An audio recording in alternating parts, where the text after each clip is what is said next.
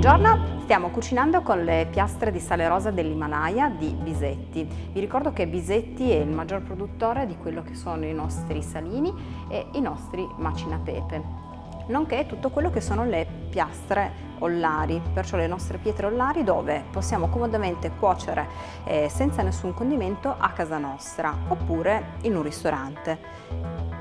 Cerchiamo di innovare, di andare alla ricerca di qualcosa di particolare ed è arrivato il sale rosa, qualcosa di molto storico, millenario, dove all'interno si racchiudono tutti i principi, gli oligoelementi che fanno benissimo al nostro corpo e noi come possiamo appunto assorbirli? Utilizzando le nostre piastre di sale rosa. In che modo? A caldo o a freddo? In questo caso la utilizzeremo a caldo. Abbiamo preriscaldato la nostra piastra nel forno a 250 gradi per un'oretta e adesso andremo a cuocere del pesce. Perciò cosa possiamo fare? O cuocerlo direttamente sulla cucina, perché possiamo anche cuocere su fiamma diretta, necessitiamo solo di uno spargifiamma onde evitare di appunto rovinare e crepare la nostra pietra. Oppure, visto che manteniamo la temperatura a lungo nel tempo, che cosa facciamo? Solleviamo, appoggiamo in mezzo al tavolo, naturalmente metteremo un asse di legno o comunque un sottopentola per evitare appunto, di rovinare il nostro tavolo e potremo cuocere direttamente sulla nostra tavola. Andiamo a mettere i nostri ingredienti.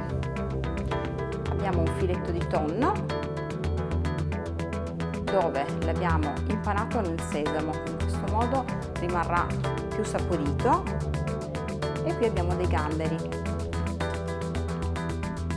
anche questi li abbiamo impanati nel sesamo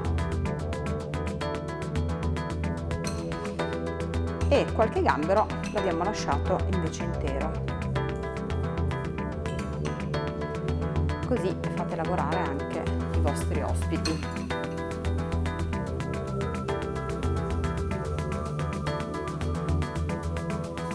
Attendiamo qualche minuto, potremo rigirare i nostri alimenti, terminare la cottura e andare a servire.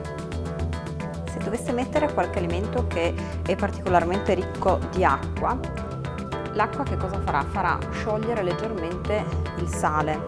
Come possiamo ovviare a questa problematica? Innanzitutto possiamo asciugare perfettamente i nostri alimenti prima di metterli sulla piastra, oppure con un pochettino di carta da cucina o un panno di stoffa di cotone possiamo andare a asciugare la piastra dove vediamo che appunto fa un pochettino di acqua, semplicemente in questo modo, e poi andiamo a riappoggiare gli alimenti sopra.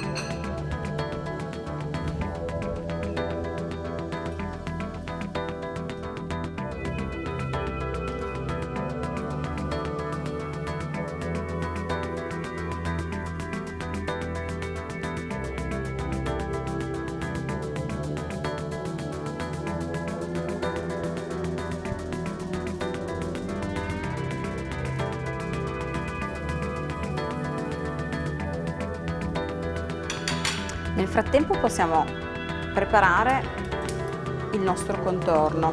Abbiamo scelto un contorno un pochettino orientale, perciò abbiamo preso quello che è un avocado, bello maturo, deve essere bello molliccio, altrimenti è molto tannico, molto coriaceo.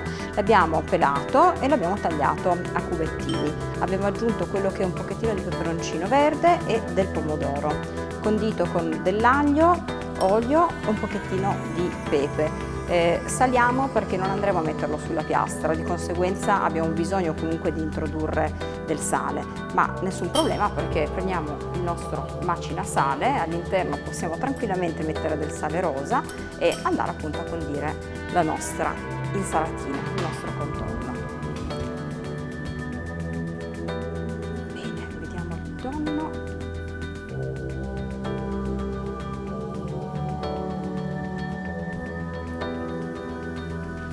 Vedete che hanno cambiato colore,